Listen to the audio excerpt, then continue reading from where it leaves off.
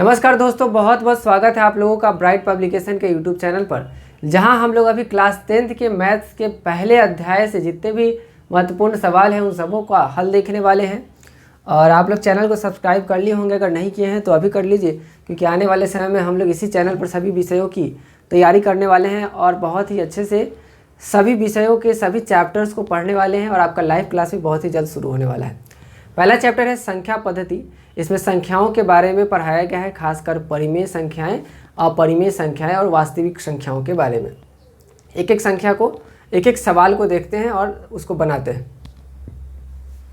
√2 का दशमलव प्रसार इनमें से कौन सा है?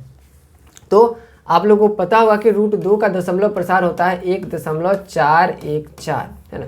और अगर नहीं याद है या फिर नहीं पता है तो आप लोग 2 का रूट निकाल कर यानी वर्गमूल करके देख सकते हैं, है ना। इसी के आसपास आता है। तो इसमें से कोई भी संख्या जो है वो इसके आसपास भी नहीं है। ये है 0.0414, है ना। लेकिन √2 का दशमलव प्रसार होता है 1.414, है ना। यहाँ पर 1.625 जो कि इससे बड़ा है और ये जो है जो कि इससे छोटा है, 0 से ही शुरू हो रहा है, ठीक है। तो इसमें √2 का दशमलव प्रसार नहीं दिया हुआ है। इसका मतलब है हम लोग को आंसर चुनना होगा इनमें से कोई नहीं। तो सही आंसर है इसका डी। अगला सवाल है 3/4 तथा 7/4 के ठीक बीचों बीच कौन सी संख्या है?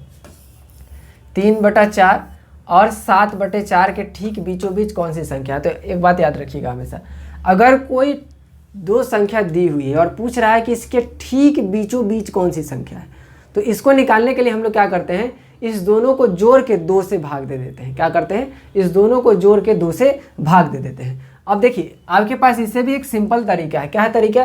कि 3/4 लिख दीजिए, है ना। उसके बाद क्या है 4/4 लिख दीजिए, उसके बाद 5/4 लिख दीजिए, उसके बाद 6/4 और उसके बाद 7/4। अब इसमें देखिए ठीक बीचों बीच में कौन सा है? 5/4 है। तो यही आपका आंसर हो गया। चलिए, ये एक साधारण सा तरीका है। लेकिन मान लीजिए कि यहाँ 3/4 दिया है, 7/4 दिया है, माने दोनों का बराबर दिया है, तब ना हम लोग पता कर लिए कि ठीक बीचों बीच में कौन है। या फिर इन दोनों के बीच में सिर्फ 3 ही संख्या थी, इसलिए हमने पता कर लिया कि ठीक बीचों बीच में ये है। लेकिन मान लीजिए कि बहुत बड़ी संख्या दे दे या फिर इस दोनों का नीचे वाला अलग अलग रहे, तो फिर कैसे करिएगा, है ना। वैसी परिस्थिति के लिए एक तरीका है कि दोनों को जोड़ के 2 से भाग दे देना है। क्या करना है? दोनों को जोड़ के 2 से भाग दे देना है। तो देखिए दोनों को जोड़िए, कितना हो जाएगा?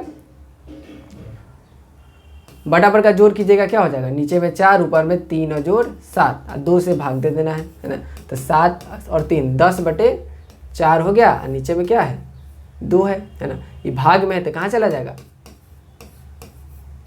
इधर आ जाएगा ऐसे में, है ना। भाग में है तो ये हो जाएगा, 2 से 5 बार में कट जाएगा। कितना आ गया? 5/4 आंसर आ गया, ठीक है। तो ये हो गया आपका आंसर पहला वाला। तो इस तरीके से जब भी कोई दो संख्या दी रहे और पूछे कि ठीक बीचों बीच वाली संख्या निकालिए, तो इस तरह से हम लोग करेंगे, दोनों को जोड़ के 2 से भाग दे देंगे, सवाल का जवाब मिल जाएगा। अगला सवाल है 1/3 तथा 1/7 के ठीक बीचों बीच कौन सी संख्या होगी? तो देखिए इसका दोनों नीचे वाला अलग अलग आ गया ना। अब बताइए कैसे करिएगा। तो मैंने तरीका आपको बताया है ना, दोनों को जोड़ के 2 से भाग दे देना है। तो 1/3 जोड़ 1/7, है ना। दोनों को जोड़ दीजिए, क्या हो जाएगा? और भाग भी देना है कितना से? 2 से। तो नीचे लिख दीजिए 7 और 3 का एलसीएम लेंगे, यानी लॉस होता है 21 हो जाएगा। यहाँ पे 7, यहाँ पे 3, है ना। बटा पर का जोड़ आप लोग को आता होगा, कितना हो गया?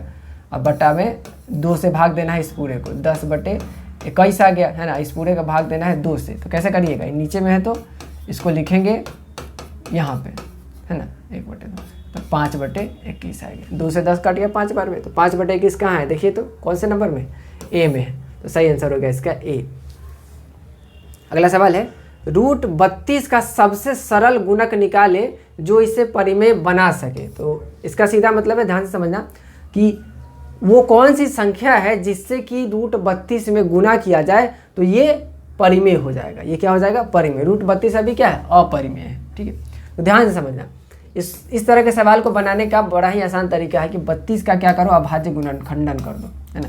2 से 2 कितने बार में? 16 बार में, फिर 2 से 8 बार में, फिर 2 से 4 बार में, फिर 2 से 2 बार में। तो कई गो 2 हुआ? देखो 2 गो और फिर 2 गो, 4 को आएगा, 5 गो 2 हो गया। तो 1 2 3 4 5, ठीक है। तो अब देखो ध्यान से, इसको परिमेय करना है, यानी कि रूट से बाहर निकालना है। तो देखो 2 बाहर निकल जाएगा, 2 बाहर निकल जाएगा, माने रूट के अंदर में जो 2 संख्या होती है उसको बाहर 1 निकालते हैं, तो ये 2 को बाहर निकल गया, इस दोनों के बदले भी 1 2 बाहर निकल गया, अंदर में ई बेचारा अकेला 1 बच गया। ठीक है, तो वो कौन सी संख्या है जिससे कि इसमें अगर गुना कर दिया जाए तो ये 2 भी बाहर निकल जाएगा, है ना। तो क्या करना पड़ेगा, इस 2 को जोड़ा में बनाना पड़ेगा, जोड़ा में बनेगा तब ना बाहर निकलेगा, है ना। तो यहाँ पे अगर मान लो कि √2 से गुना कर दें, है ना, तो इसका मतलब क्या है कि रूट के नीचे एक और 2 चला जाएगा तो ये बाहर निकल जाएगा, है ना। तो इस तरह से समझ में आ गया कि ये जो 2 है ये 5 2 है। अगर एक और 2 को दूर रहता, माने 6 को दूर रहता रूट के अंदर, तो क्या होता, वो सारा 3 के पेयर में बाहर निकल जाता है, यानी 2 × 2 × 2 बाहर निकल जाता, तो परिमेय संख्या बन जाता है ना। तो 1 2 की इसमें कमी है, यानी कि √2 की कमी है। √2 से अगर √32 में गुना करोगे तो क्या बन जाएगा, परिमेय संख्या बन जाएगा। अगला सवाल है घन 49 जो है वो घन के अंदर है ना। तो इसका सबसे सरल गुणक निकाले जिसके बाद ये परिमेय संख्या बन सके। तो ये भी एक अपरिमेय संख्या है ना, लेकिन इसका पावर 1/3 है, उसका 1/2 था। ठीक है, तो 1/2 माने कि वर्ग जब था तो 2 का जोड़ा बनाना था, अब घनमूल है तो इसका मतलब 3 को बनाना है। कितना, 3 का पेयर बनाना है, 3 का समूह बनाना है। 49 का जब प्राइम फैक्टराइजेशन करोगे तो क्या होगा, माने अभाज्य गुणनखंडन 7 और 7 होगा, माने रूट के अंदर आया 7 × 7, यही ना आया, रूट के अंदर नहीं, घन के अंदर कितना आया, 7 × 7 आया। ठीक है, अब ध्यान समझना, अब जब ये 3 को होगा तब ना बाहर निकलेगा, है ना। यहाँ रूट का पावर कितना है, 1/3 है, माने कि घन है, तो घन है तो कितना पूर्णा चाहिए, 3 को पूर्णा चाहिए, वर्ग है तो 2 को पूर्णा चाहिए। तो यहाँ घनमूल है, इसका मतलब कि 1 को 7 और रहता तो 7 बाहर निकल जाता, यानी कि किसकी कमी है, घन 7 की कमी है, घन 7 की, यानी घनमूल 7 की। तो घनमूल 7 कहाँ पे है, यहाँ पे ए में, है ना। मान लो कि ई वाला 7 यहाँ पे रहे तो क्या होगा, 3 7 के बदले 1 7 बाहर निकल जाएगा, तो ये क्या हो गया, परिमेय संख्या हो गया, और ये तो अपरिमेय है ना। तो इसलिए इससे अगर इसमें गुना कर दिया जाए तो परिमेय संख्या बन जाएगा। निम्नलिखित में कौन अपरिमेय है, बताइए, निम्नलिखित में कौन अपरिमेय है। तो देखो इसको ध्यान से, ये 1 जो है कि रूट के बाहर निकलेगा तो 1 ही होगा, है ना। 1 जो है रूट के अंदर भी 1 रहता है और बाहर भी 1 रहता है। 25 जब रूट के बाहर निकलेगा तो 5 हो जाएगा, तो ये हो गया 1/5। तो 1/5 क्या है, परिमेय संख्या है। ये देखो, ये जब रूट के बाहर निकलेगा तो 25 का वर्गमूल होता है 5 और 36 का वर्गमूल होता है 6, है ना। तो ये दोनों रूट के बाहर निकलेगा तो 5/6 हो गया, तो ये भी क्या है, परिमेय संख्या है। अब इसको देखो, माइनस लगा हुआ है, माइनस रहने दो, ऊपर में 3 है जो कि ऑलरेडी परिमेय संख्या है, नीचे में रूट के अंदर 25 है, रूट के बाहर निकलेगा तो कितना हो जाएगा, 5 हो जाएगा, तो -3/5 क्या होगा, हो गया परिमेय संख्या हो गया। अब है √5/2, है ना, ये क्या है, देखो ऊपर वाला जो है कि परिमेय संख्या है और अपने सरलतम रूप में एक परिमेय में अपरिमेय संख्या, ये एक अपरिमेय में एक परिमेय से भाग देते हैं तो ये संख्या भी एक अपरिमेय ही मिलती है ना। तो इसका मतलब √5/2 जो है अपरिमेय संख्या है, इससे सरलतम रूप इसका कुछ नहीं हो सकता है, तो इसलिए इसका सही आंसर है डी। अगला सवाल है, निम्न में कौन सी संख्या 3 तथा 4 के बीच स्थित परिमेय संख्या नहीं है। ठीक है, तो देखना ध्यान से। अब देखो, इसको इस तरह के सवालों को बनाने का एक सीधा सा तरीका है कि क्या करो कि इस सब को डेसिमल में चेंज कर दो, है ना। अगर छोटी संख्याएं हैं तो देखो इस सब को डेसिमल में चेंज किया जा सकता है ना। तो 3/4 है, क्या करो कि इसको कर दो डेसिमल में चेंज, एक एक को करके देखो, अगर 3/4 के बीच में आता है तो ये हमारा आंसर होगा, है ना। तो देखो 7 से जब 29 को भाग दोगे तो कितनी बार में लगेगा, 7 चौका 28 बार में, 1 बच जाएगा, दशमलव देखो 0, 7 इकाई 7, तो देखो 4.1 आ गया ना। 4.1 क्या होगा, 4 से बड़ा होगा, माने 3 और 4 के बीच के बाद में ना आएगा 4.1, इसके बीच में तो आएगा नहीं, क्योंकि 4.1 4 से बड़ा है, तो हमको हमारा आंसर पहले ही मिल गया एक ही नंबर में। तो फिर आगे भाग दे के समय बर्बाद करने की आवश्यकता नहीं है, सही आंसर है ए। हाँ, आगे भाग तब देते जब यहाँ पे रहता इनमें से सभी, है ना। अगर डी ऑप्शन में रहता इनमें से सभी तो सब में भाग के दे के देखते, वहाँ पे नहीं है तो पहले ही हमें हमारा जवाब मिल चुका है। अगला सवाल है, प्रत्येक प्राकृत संख्या है, प्रत्येक प्राकृत संख्या किसको कहते हैं बाबू, याद करो। प्राकृत संख्या कहते हैं गिनती की संख्याओं को, किसको, गिनती की संख्याओं को, माने कि जो 1 से शुरू होता है, 1 2 3 4 5 6 इस तरह से, है ना। तो इस सब को हम लोग कहते हैं प्राकृत संख्या, है ना। और पूर्ण संख्या में क्या क्या आता है बाबू, बताओ तो। पूर्ण संख्या में इसी में जीरो को जोड़ देते हैं, तो 0 1 2 3 4 5 ये सब आता है पूर्ण संख्या में, ठीक है। तो देखो सारा प्राकृत संख्या जो है वो सारे पूर्ण संख्या में आ रहा है कि नहीं आ रहा है, आ रहा है। तो सारी प्राकृत संख्याएं जो है वो पूर्ण संख्याएं होती हैं, लेकिन सारी पूर्ण संख्याएं प्राकृत संख्या नहीं होती हैं। क्यों? क्योंकि देखो देखो 0 एक्स्ट्रा है ना पूर्ण संख्या में, तो पूर्ण संख्या को प्राकृत संख्या नहीं कही जा सकती है, लेकिन प्राकृत संख्या को पूर्ण संख्या कही जा सकती है। तो सही आंसर हो गया हमारा ए। और परिमेय संख्या अपरिमेय संख्या इससे तो कोई लेना देना ही नहीं है, क्योंकि 1/2 जो है ये क्या है, परिमेय संख्या है, लेकिन ये प्राकृत संख्या नहीं है। और उसी तरह से अपरिमेय संख्या में देख लो √2, ये क्या है, अपरिमेय संख्या है लेकिन प्राकृत संख्या नहीं है। तो इसलिए हमारा सही आंसर है ए। अगला सवाल है, प्रत्येक परिमेय संख्या एक होती है, क्या होती है? प्रत्येक परिमेय संख्या प्राकृत संख्या, पूर्ण संख्या, वास्तविक संख्या या इनमें से कोई नहीं। तो देखो वास्तविक संख्या हम लोग कहते ही हैं सभी परिमेय और अपरिमेय संख्याओं के समूह को, है ना। प्राकृत संख्या वास्तविक संख्या किसको कहते हैं? सभी परिमेय एवं अपरिमेय संख्याओं के समूह को। तो सही आंसर है इसका बी, है ना, 9वां का बी। चलिए अगले सवाल की तरफ चलते हैं।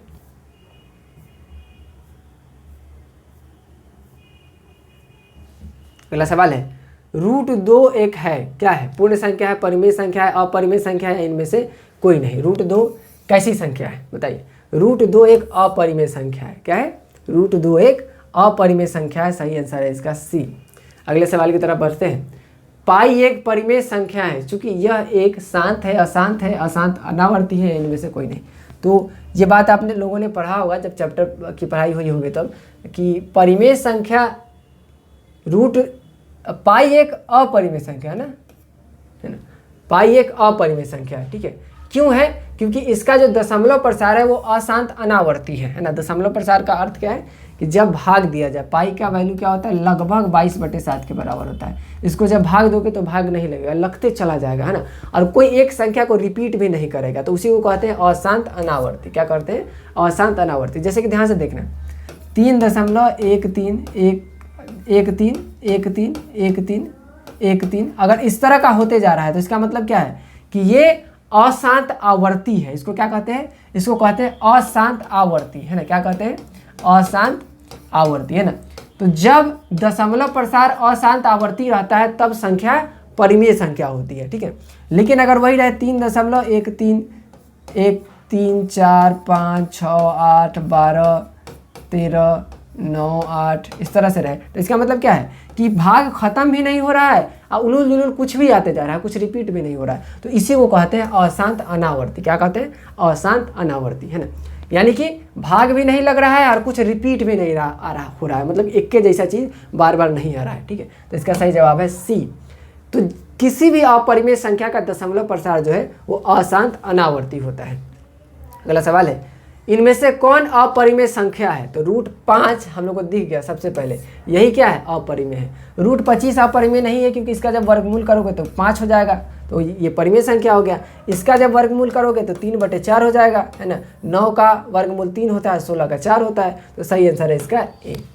अगला सवाल क्या है देखो, 3/17 के समतुल्य परिमेय संख्या इनमें से कौन है? तो बताइए कौन इसके बराबर है? तो देखना है, सबको काट के देखिए कौन इसके बराबर होता है। तो पहले वाले से शुरू करिएगा, 3 दूनी 6 और 17 दूनी 34, है ना। तो 3/17 पहले नंबर पर ही मिल गया, तो हमारा सही जवाब यहीं पर मिल गया ए। बस, तो आगे बढ़ के टाइम बर्बाद करने की आवश्यकता ही नहीं।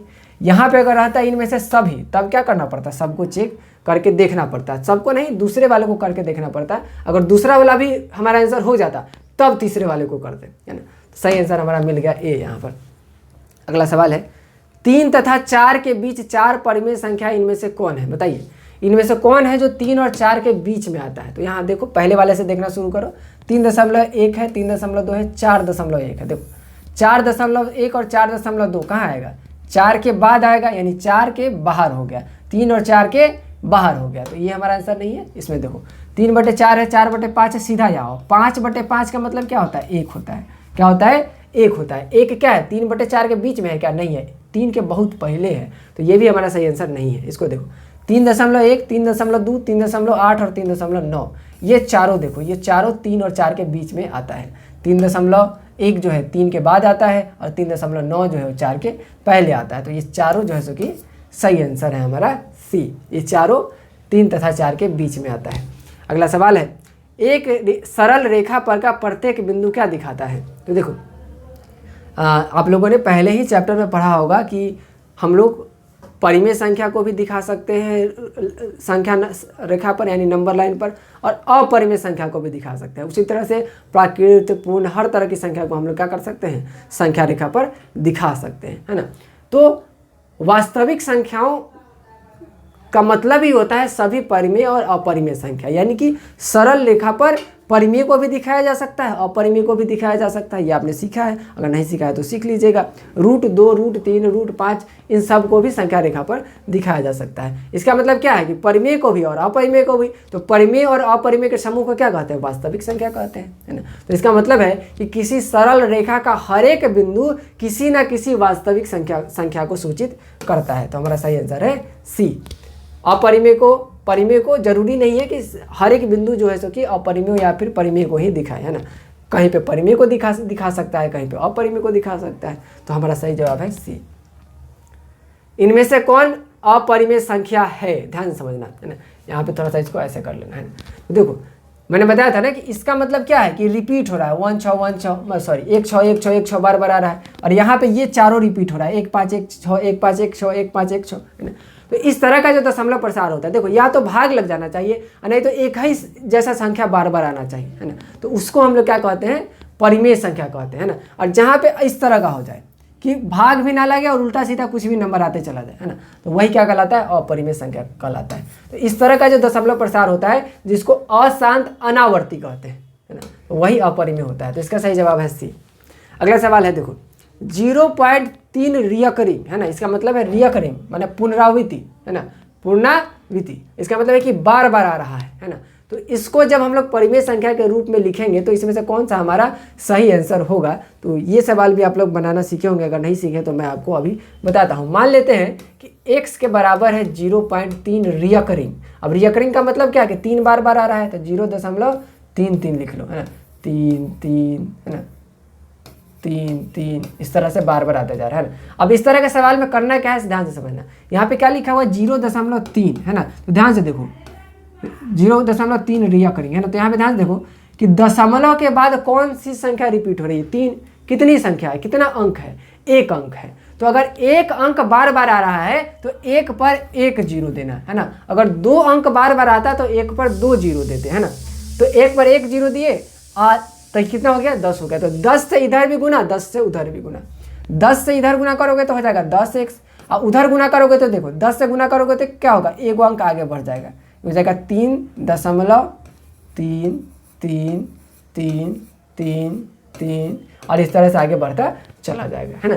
तो ये 2 समीकरण हो गया। इसको लिख दो समीकरण 1 और इसको लिख दो समीकरण 2, है ना। अब यहाँ पे ऑब्जेक्टिव सवाल है तो उतना लिखने की जरूरत नहीं है, बस दिमाग में बना लेना। अब क्या करना है, अब देखो ऐसा हम लोगों ने इसलिए किया ना कि दशमलव के उस साइड वाला दोनों समीकरण में बराबर हो जाए, क्योंकि हम लोगों को घटाना होता है ना। तो दशमलव के इस साइड वाला दोनों में बराबर रहेगा, तो जब घटाएंगे तो घट के क्या हो जाएगा, 0 हो जाएगा, है ना।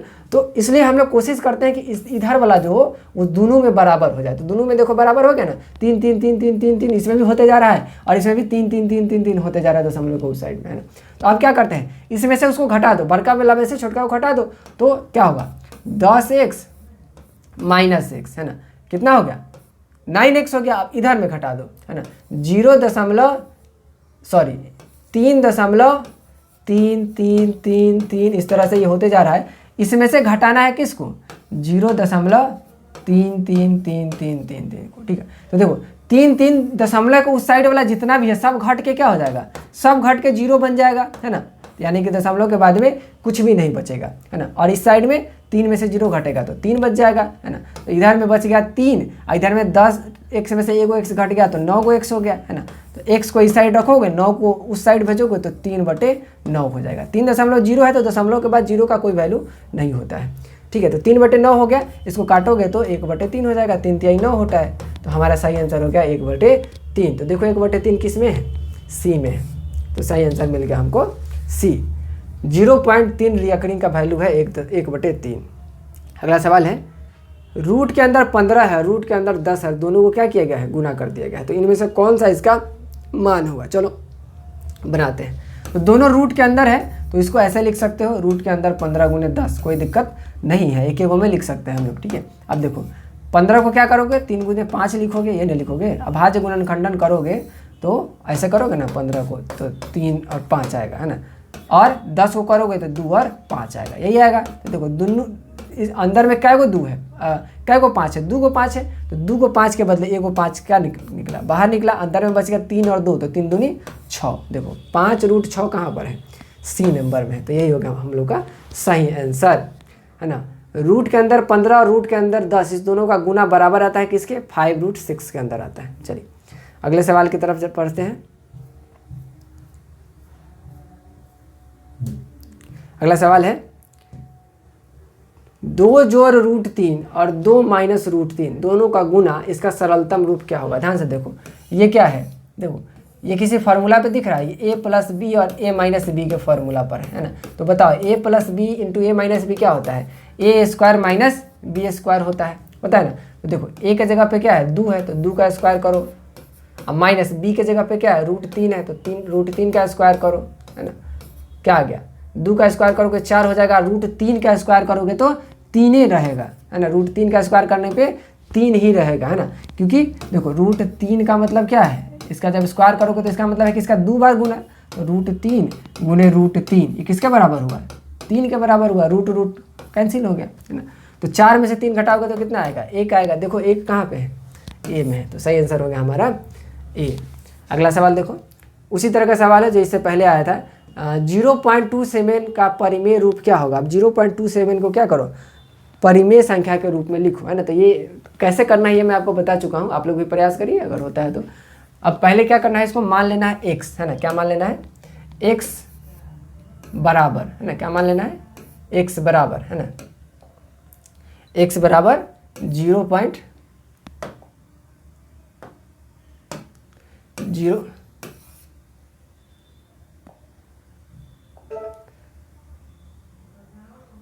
आ रहा था ना, x बराबर 0.27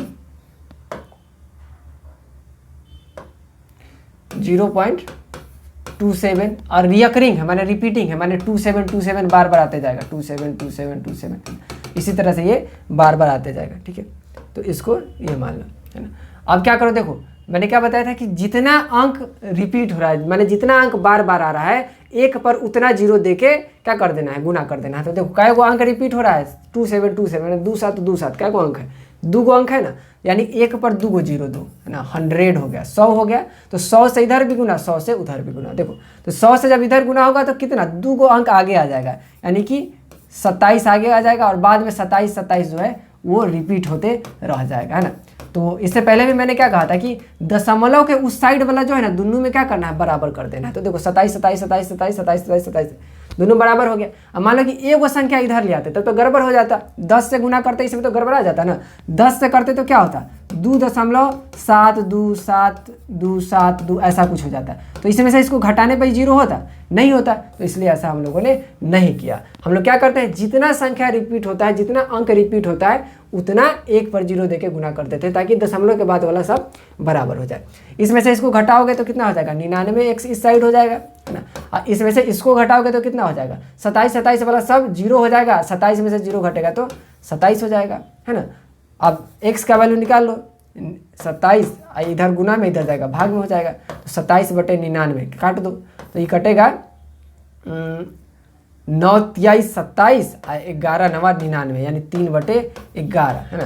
तो सही आंसर होगा हमारा 3/11। तो देखो यहाँ पे 3/11 है नहीं, तो इनमें से कोई नहीं हम लोग ये करेंगे, और नहीं तो आंसर ए दिया है, तो इसका मतलब है कि मिस प्रिंटिंग हुआ है, यहाँ पे 3/11 होना चाहिए था, है ना। तो या तो डी लिख देना, है ना। हालांकि एग्जाम में अगर आएगा 3/11 रहेगा तो उसको टिक करना, नहीं तो इनमें से कोई नहीं, है ना। लेकिन सही आंसर यही है, इसी तरह से बनेगा, इसमें मिस प्रिंटिंग हुआ है। अगला सवाल देखो, अगला सवाल है 2√3 और 2√3 जोड़ √3 इनमें से किसके बराबर है। तो देखो ध्यान से, यहाँ पे √3 2 बार है और यहाँ पे 1 बार है ना। माने कि 2 गो आम है, 1 गो आम को जोड़ना है, तो क्या गो आम हो जाएगा, 3 गो आम हो जाएगा, यानी 2√3 जोड़ √3 3√3 हो जाएगा, यानी कि सी होगा इसका सही आंसर। क्या होगा इसका सही आंसर, सी, है ना। इसका सही आंसर होगा सी। अगला सवाल है √27 का यानी √27 का सरलतम परिमेय योग्य गुणक कौन सा है बताइए। √27 यानी √27 का अभाज्य गुणनखंडन कर दो, है ना, इसी तरह बताया था ना। मैंने इसका मतलब क्या, इस तरह का सवाल इससे पहले भी आया था। तो इसका मतलब है कि वो कौन सी संख्या है जिससे कि इसमें गुणा किया जाए तो ये परिमेय संख्या बन जाए। तो √7 का क्या करोगे, अभाज्य गुणनखंडन कर दो। कितना सा लगेगा, 3 से 9 बार में, 3 से फिर 3 बार में। तो देखो 3 को 3 है ना, यानी रूट के अंदर हो गया 3 गुने 3 गुने 3, है ना। अब जब इसको परिमेय बनाना होगा तो देखो जो 2 बार है उसको बाहर निकालेंगे, तो 3 2 बार है तो बाहर निकल गया, है ना। लेकिन अंदर में बेचारा एगो 3 अकेले बच गया, है ना। तो ये बाहर कब निकलता, जब इसके साथ एक और 3 रहता तभी नहीं निकलता। तो हम लोग को क्या करना पड़ेगा, √3 से इसमें गुना करना पड़ेगा। तो सही आंसर है इसका ए। इस तरह से आप बना सकते हैं सवालों को। अगला सवाल देखिए, 0.32 यानी कि 0.32 का P/Q रूप इनमें से कौन होगा बताइए। 0.32 है ना, इसको पहले परिमेय संख्या के रूप में लिखना है तो दशमलव में बदल दो तो क्या हो जाएगा, 32/100 हो जाएगा, यही हो जाएगा ना। तो क्या करोगे, अब काटोगे, इसको काट के इसको सरलतम रूप पे लाओगे तो देखो ये कटेगा 8 चौका 32 और 25 चौका 100, है ना, 8/25, है ना। और हमारे पास ऑप्शन है तब तो और भी ज़्यादा सुविधा है कि ऑप्शन दे के अंदाज़ा लगा लेंगे कि कौन से कटने वाला है ना। समय बचाना है, ऐसा नहीं कि अब सबको काट काट के देखने लगे, है ना। जिससे लगता है कि कटने वाला है उससे पहले काट के देख लिए, अगर आ गया आंसर तो फिर आ गया, ठीक है। अब आगे समय बर्बाद करने की कोई आवश्यकता नहीं है। अगर नहीं आता आंसर तब दूसरे के बारे में सोचते हैं। अगला सवाल है 0.001 का P/Q रूप इनमें से कौन होगा, माने कि 0.001 को परिमेय संख्या के रूप में लिखना है, ठीक है। तो चलिए माने कि x बराबर 0.001 हो गया, ठीक है। और उसके ऊपर क्या है, रिकरिंग है, इसका मतलब है कि इसके बाद 001 001 001 इस तरह से कुछ हो रहा है ना। रिकरिंग का मतलब यही होता है। तो मैंने क्या कहा था, जितना अंक रिपीट हो रहा है 1 पर उतना 0 दे के गुना कर दीजिए, है ना। तो देखो कितना अंक रिपीट हो रहा है, 3 अंक रिपीट हो रहा है, तो 1 पर 3 को 0, ये हो गया 1000। तो 1000 से इधर भी गुना, 1000 से उधर भी गुना, तो इधर हो गया 1000x। उधर जब 1000 से गुना करोगे तो 3 गो अंक आगे आ जाएगा, यानी डेसिमल जो है 3 अंक उधर चला जाएगा। तो यहाँ से डेसिमल उठ के कहाँ आ जाएगा, यहाँ आ जाएगा, यानी कि ये हो जाएगा 001.001 और इस तरह से रिपीट होते चला जाएगा, है ना। तो ये 00 का कोई मतलब है नहीं, है ना। तो समझ लो कि 1.001 है। चलो अब क्या करना है, हमने क्या कहा था कि दशमलव के बाद 1 जैसा आ जाना चाहिए। तो देखो तो दशमलव के बाद 1 जैसा आ गया ना। अब क्या है, दोनों को घटाएंगे तो खत्म हो जाएगा, 0 हो जाएगा, कट जाएगा। इसमें से इसको घटाओ, कितना हो गया, 999x हो गया। 1000 में से 1 घटाओगे तो कितना होगा, 999 x हो गया। अब इसमें से इसको घटाओगे तो दशमलव को साइड वाला सब कट जाएगा, इधर 1 में से 0 घटेगा, 1 बच जाएगा। तो x बराबर कितना आ गया, 1/999। तो देखो अब 1/999 कहाँ पर है, यहाँ पर है, सी में। तो हमारा सही आंसर हो गया सी। अगला सवाल है, 2 परिमेय संख्याओं के बीच क्या होता है। तो ये सवाल मैंने आपको इससे पहले ही बताया था कि 2 परिमेय संख्याओं के बीच में हम जितनी परिमेय संख्या चाहें उतनी परिमेय संख्या निकाल सकते हैं। इसका अर्थ है कि 2 परिमेय संख्याओं के बीच में अनगिनत परिमेय संख्या होते हैं, कितने, अनगिनत। तो सही आंसर है इसका बी, 2 परिमेय संख्याओं के बीच में अनगिनत परिमेय संख्या होती है। 3 - √2 माने 3 में से √2 को घटाने पर वो कौन सी छोटी से छोटी अपरिमेय संख्या है जो कि इसमें जोड़ी जाए तो यह एक परिमेय संख्या बन जाए। तो ध्यान से देखो, इसमें से छोटी संख्या जो है, घटाना नहीं सॉरी जोड़ना है, जोड़ना है। वो कौन सी छोटी से छोटी संख्या जोड़ा जाए कि ये परिमेय संख्या बन जाए। तो इस संख्या को ध्यान से देखना, 3.2 है ना। तो इसमें छोटी से छोटी संख्या जोड़नी है ना। तो आप क्या कर सकते हैं, देखो ये तो परिमेय संख्या है 3 और 3 में एक अपरिमेय संख्या का घटाव हुआ है ना। और जब एक परिमेय और अपरिमेय का घटाव होता है तो ये पूरा क्या कहलाता है, अपरिमेय कहलाता है। तो मान लो कि इसी को गायब कर दिया जाए, √2 को गायब कर दिया जाए तो ये बेचारा अकेले बच जाएगा ना परिमेय संख्या, √3 जो अकेले बच जाएगा। और √3 क्या होता है, परिमेय संख्या होता है। तो इसमें क्या करो, √2 को जोड़ दो।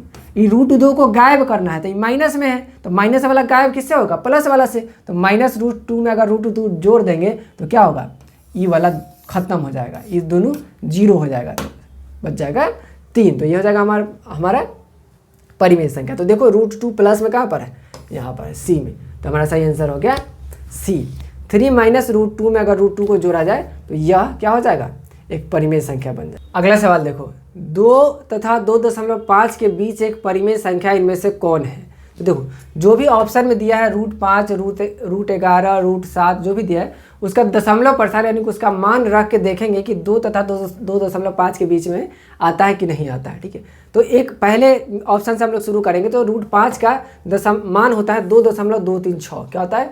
2.236। ठीक है, तो अब देखो 2.236 2 और 2.5 के बीच में आ रहा है कि नहीं आ रहा है? तो देखो 2.2 है, 2.2 है, इसका मतलब क्या है कि 2 से बड़ा है, 2 से बाद में आ रहा है, और 2.5 से छोटा है। 2.2 के बाद जो भी संख्या लिख दो वो क्या होगा? 2.5 से छोटा ही होगा। तो सही आंसर हमारा मिल गया है ए। तो आगे वाले ऑप्शन को देखने की आवश्यकता नहीं है क्योंकि आंसर हमारा मिल चुका है, समय बर्बाद करने की आवश्यकता नहीं है। हाँ, देखना पड़ेगा कब? जब डी में रहेगा इनमें से सभी। तो देखो डी में इनमें से सभी है, नहीं है, तो हमारा आंसर मिल गया है ए।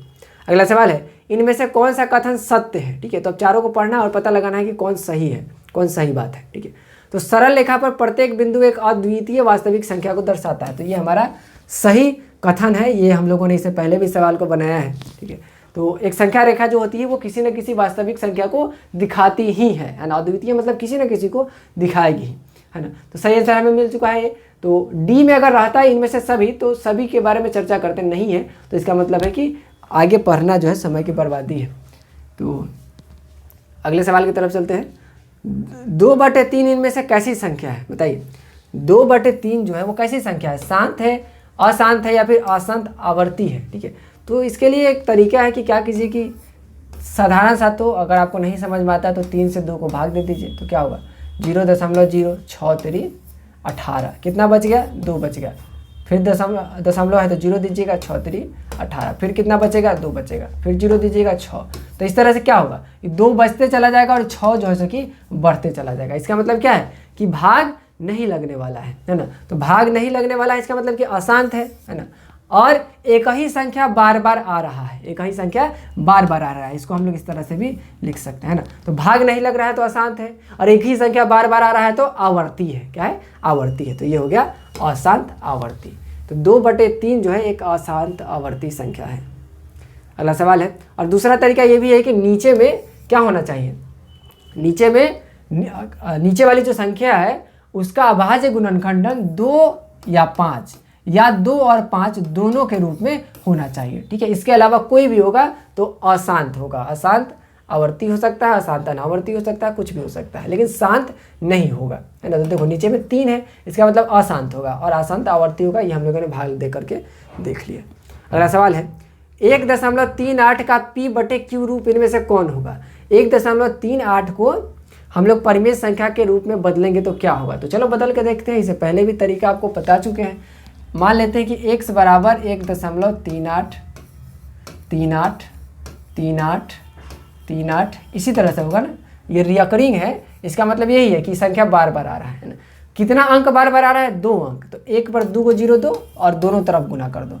100 से इधर गुना करोगे 100 से, तो इधर हो जाएगा 100x, और इधर 100 से गुना करोगे तो 0.2 के बाद चला जाएगा, यानी कि 138.3838 कुछ इस तरह का हो जाएगा ना।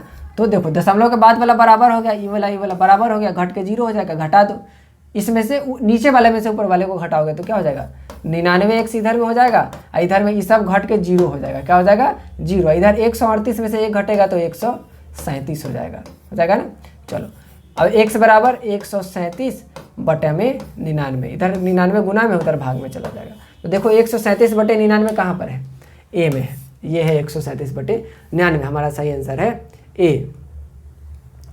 अगला सवाल है, इनमें से किस संख्या का दशमलव रूप शांत होगा? बताइए। तो हम लोग को क्या करना होगा ना, नीचे वाले का अभाज्य गुणनखंडन करके देखना होगा। तो देखो 3 × 3 होगा इसका अभाज्य गुणनखंडन। अभाज्य गुणनखंडन में क्या होना चाहिए? सिर्फ 2 होना चाहिए, सिर्फ 5 होना चाहिए, या फिर 2 और 5 दोनों होना चाहिए, है ना। इसके अलावा कोई भी संख्या रहेगा तो फिर वो शांत नहीं होगा। तो देखो ये वाला शांत नहीं है, हमारा आंसर नहीं है। देखो इसको करोगे तो क्या हो जाएगा? 2 × 2 × 2 × 2, 2 दूनी 4 दूनी 8 दूनी 16। तो सिर्फ 2 है, इसका मतलब कि इसका दशमलव प्रसार शांत है। तो हमारा सही आंसर यहाँ पर मिल गया। बाकी आगे देख सकते हो, नहीं मिलेगा। अगर डी में रहता है इनमें से सभी, तो फिर आखिर इनमें से सभी संभव ही नहीं है, क्योंकि यहाँ पर एक हमें गलत ऑप्शन मिल चुका है। तो सही आंसर बी मिल गया, आगे करने की आवश्यकता नहीं है, अगर समय है तो करो। अगला सवाल है, इनमें से किस संख्या का दशमलव रूप अशांत होगा? फिर नीचे वाले का बाजी गुणनखंडन करके देखो। 8 का करोगे तो क्या होगा? 2 गुने 2 गुने 2, है ना। तो सिर्फ 2 है, इसका मतलब कि इसका शांत है, इसका क्या है? शांत है, अशांत नहीं है। 9 का करोगे तो 3 गुने 3, तो इसमें ना 2 है ना 5 है, इसका मतलब क्या है कि इसका जो दशमलव प्रसार है वो अशांत है, तो हमें हमारा सही आंसर मिल चुका है। आगे करके देखो, 10 का भी करोगे तो 2 और 5 में ही आएगा, 2 गुने 5, तो ये भी हमारा सही आंसर नहीं होगा, सही आंसर है बी। अगला सवाल है, 4/5 तथा 7/13 के बीच एक परिमेय संख्या इनमें से कौन है? तो देखो, अब इस तरह के सवाल को हम लोग ऑप्शन से ही बना सकते हैं, दूसरा कोई उपाय नहीं है, क्योंकि अगर इसको दशमलव में बदलोगे तो ज़्यादा समय बर्बाद होगा ना, तो उससे अच्छा है कि ऑप्शन के हेल्प से हम लोग बना लें। चलो, तो एक एक ऑप्शन को चेक करना होगा। इसमें नीचे में क्या है? 130 है, तो कंपैरिजन माने तुलना तभी ना हो सकेगी जब इस दोनों के नीचे में भी 130 आएगा, ठीक है। तो दोनों के नीचे में 130 बनाओ, 4/5 है, तो 5 को कितना से गुना करोगे कि 130 आएगा? सिर्फ नीचे में हमको क्या बनाना है? 130 बनाना है, तो बताओ कितना से गुना करना पड़ेगा, है ना। भाग देके देखो, 5 दूनी 10, 3 बचेगा, 6 बचे 30, है ना। हाँ, 26 से गुना करना पड़ेगा, है ना। 6 बचे 30 का 0, हाथ में 3, 5 दूनी 10 से 3 13, तो 26 में नीचे करोगे तो ऊपर भी 26 से गुना करना पड़ेगा, कितना हो जाएगा? 6 चौका 24 का 4, हाथ में 2, 4 दूनी 8, 8 2 10, है ना। ये आ गया 104/130। चलो, इसका मान आ गया। अब है 7/13, है ना। चलो, अब देखो क्या करना है, 13 को क्या बनाना है? 130 बनाना है। दोनों के नीचे में बराबर कितना आना चाहिए? 130 बराबर आना चाहिए। तो 13 को कितना से गुना करोगे? 10 से गुना करोगे, नीचे में 10 से तो ऊपर में भी 10 से, है ना। तो देखो ऊपर में कितना आ गया? 70 आ गया। अब देखो ध्यान से, 70/130 एक संख्या मिली और 104/130 एक संख्या मिली, तो 87/130 इस दोनों के बीच में आता है कि नहीं आता है? देखो तो 70 और 104 के बीच में ही ना आता है 87, तो सही आंसर हमें मिल चुका है 87/130, और डी ऑप्शन में है इनमें से कोई नहीं। तो इसका मतलब क्या है कि हमें अब आगे चेक करने की आवश्यकता नहीं है, तो समय बर्बाद मत करिए, हो गया, हमें आंसर मिल चुका है। अगर यहाँ पे रहता है इनमें से सभी तो दूसरा भी निकाल के देखते, है ना, लेकिन ऐसा नहीं है तो फिर हो गया, और बनाने का बस यही तरीका है। अगला सवाल देखिए, 0 तथा 0.2 के बीच में 3 परिमेय संख्याएं इनमें से कौन सी है? देखिए यहाँ पर 0 तथा 0.2 के बीच में कौन सी संख्याएं आती है? तो देखो 0.01 है, ये बीच में है, 0.011 है, ये भी बीच में है, लेकिन 0.21, देखो 0.21 जैसे ही हुआ, इसका मतलब क्या है कि 2 से 0.2 से बड़ा हो गया, तो ये हमारा आंसर नहीं होगा।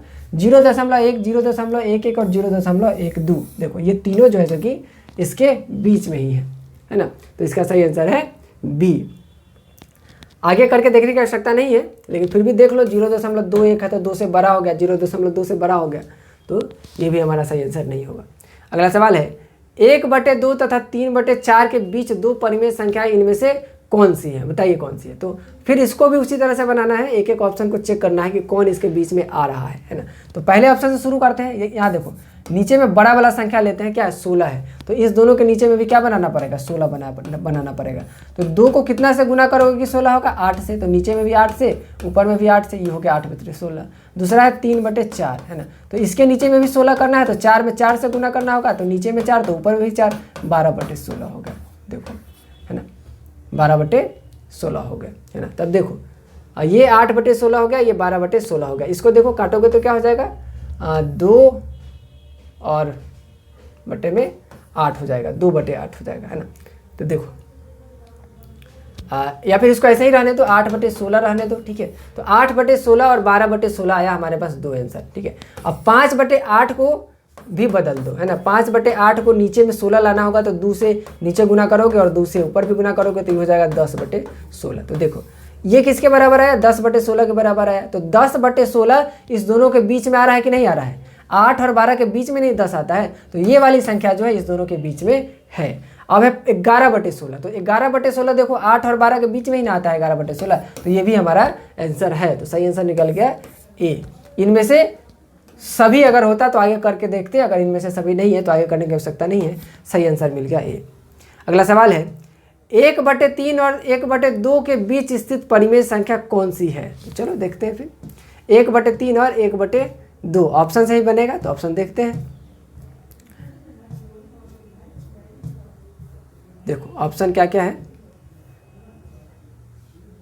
1/3 और 1/2, ये दो नंबर है। इस दोनों के बीच में कौन सी संख्या आती है इस चारों में से, यही हमें पता लगाना है। ठीक है, तो ऑप्शन 1 से शुरू करते हैं। यहाँ पे क्या है, नीचे में 12 है, तो इसको क्या बनाना पड़ेगा, नीचे में यहाँ पर भी 12 बनाना पड़ेगा, है ना। तो नीचे में 12 बनाने के लिए कितना से गुना करना पड़ेगा, 4 से नीचे में, 4 से ऊपर में, तो ये हो गया 4/12, है ना। और यहाँ पे भी नीचे में 12 बनाना है, तो नीचे में 6 से, तो ऊपर में भी 6 से, तो ये हो गया तुम्हारा 6/12। तो 4/12 और 6/12 है। तो देखो 5/12, 4/12 और 6/12 के बीच में आता है कि नहीं आता है, आता है। तो सही आंसर हमें ए मिल गया और आगे चेक करने की आवश्यकता ही नहीं है। तो हो गया बन के सवाल।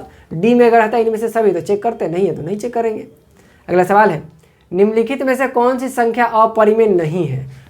पाई एक अपरिमेय संख्या है, तो ये आंसर नहीं है। √2 भी एक अपरिमेय संख्या है, √3 भी एक अपरिमेय संख्या है, रूट के अंदर 4/9 है। तो देखो 4 का वर्गमूल करोगे तो 2 निकल जाएगा और 9 का करोगे तो 3 निकल जाएगा, और 2/3 जो है एक परिमेय संख्या है, अपरिमेय नहीं है। तो सही आंसर हो गया डी। तो ये वाला सवाल भी बन गया। अगला सवाल है, निम्नलिखित संख्याओं में कौन सी संख्या अपरिमेय है। तो देखो सबसे पहले वाली संख्या ही जो है वो अपरिमेय संख्या है, तो सही आंसर हमें मिल गया अभी, है ना। आगे डी में इनमें से सभी नहीं है, तो आगे बढ़ने की आवश्यकता नहीं है, समय बचाना है। लेकिन फिर भी देख लो, √23 से √23 कट जाएगा, 3 बच जाएगा, क्या है, परिमेय संख्या है। √3 का स्क्वायर करोगे तो 3 हो जाएगा, ये परिमेय संख्या है। √3 से √3 कट जाएगा, 2/7 बच जाएगा, क्या है, परिमेय संख्या है। अगला सवाल है, निम्नलिखित संख्याओं में कौन सी संख्या अपरिमेय नहीं है। देखो ये वाली संख्या अपरिमेय है, ये भी अपरिमेय है, और इसको देखो √3 का स्क्वायर करोगे तो 3 निकल जाएगा, और नीचे में 2 का स्क्वायर करोगे तो 4 निकल जाएगा, ये क्या है, अपरिमेय नहीं है। तो सही आंसर मिल गया सी, आगे बढ़ने की आवश्यकता ही नहीं है। चलिए अगला सवाल है, निम्नलिखित में से कौन सी संख्या 1/3 और 1/4 के बीच स्थित परिमेय संख्या नहीं है। ठीक है, तो चलो अब एक एक को क्या करना पड़ेगा, चेक करना पड़ेगा हम लोगों को, क्योंकि दूसरा उपाय हमारे पास नहीं है। ठीक है, ऑप्शन से इसी तरह से बनता ही है। तो चलिए अगला सवाल क्या है, 1/3 है और 1/4 है, तो नीचे में 24 है, तो 24 के बराबर करो। तो 1/3 को जब नीचे वाला को 24 बनाओगे तो 8 से नीचे भी गुना, 8 से ऊपर भी गुना, क्या हो गया, 8/24 हो गया। 1/4 है, इसको भी नीचे वाले को 24 के बराबर करना होगा, तो 6 से गुना करोगे, नीचे भी ऊपर भी, तो 6/24। तो देखो तो 7/24 इस दोनों के बीच में आ रहा है कि नहीं आ रहा है, आ रहा है। तो ये क्या है, इस दोनों के बीच में है, लेकिन पूछ रहा है कि कौन नहीं है, तो ये आंसर नहीं होगा। अगला है 5/16, तो चलो ये है 1/3, नीचे में 16, तो 3 के नीचे में 16 किया जा सकता है क्या, नहीं किया जा सकता है, ये हमारा आंसर नहीं होगा। अगर होगा भी तो हम लोग लास्ट में इस पर चर्चा करेंगे, है ना। अब देखो 13/48 है, तो नीचे वाला क्या है 48, तो इसको भी 48 बनाया जा सकता है, इसको भी 48 बनाया जा सकता है। तो पहले इस पर चर्चा करते हैं ना। तो देखो 1/3 वाले में नीचे वाले को अगर 48 बनाना है तो क्या करना पड़ेगा, नीचे भी 16 से गुना, ऊपर भी 16 से गुना, तो 16/48 हो जाएगा। ठीक है, अब 1/4 है, इसमें भी क्या करना है, नीचे वाले को 48 बनाना है, तो 4 में 12 से गुना करना होगा, नीचे भी ऊपर भी, तो 12/48 हो गया। अब देखो 12/48 हुआ और 16/48 हुआ, इस दोनों के बीच में ही ना आता है 13/48, तो हमें हमारा सही आंसर मिल चुका है सी। अब आगे बढ़ने की आवश्यकता ही नहीं है। ठीक है, तो हमारा सही आंसर मिल गया सी। तो इस तरह से इस अध्याय में जितने भी ऑब्जेक्टिव सवाल थे उन सबों का अध्ययन हम लोगों ने कर लिया है। उम्मीद है आप लोगों को समझ में आ गया होगा। अगर किसी सवाल में कोई दिक्कत हो तो कमेंट बॉक्स में लिखिएगा, वीडियो को लाइक कीजिएगा, अपने दोस्तों के साथ शेयर कीजिएगा, चैनल को सब्सक्राइब कर ही लिए होंगे, नहीं किए हैं तो अभी कर लीजिए। बहुत बहुत धन्यवाद।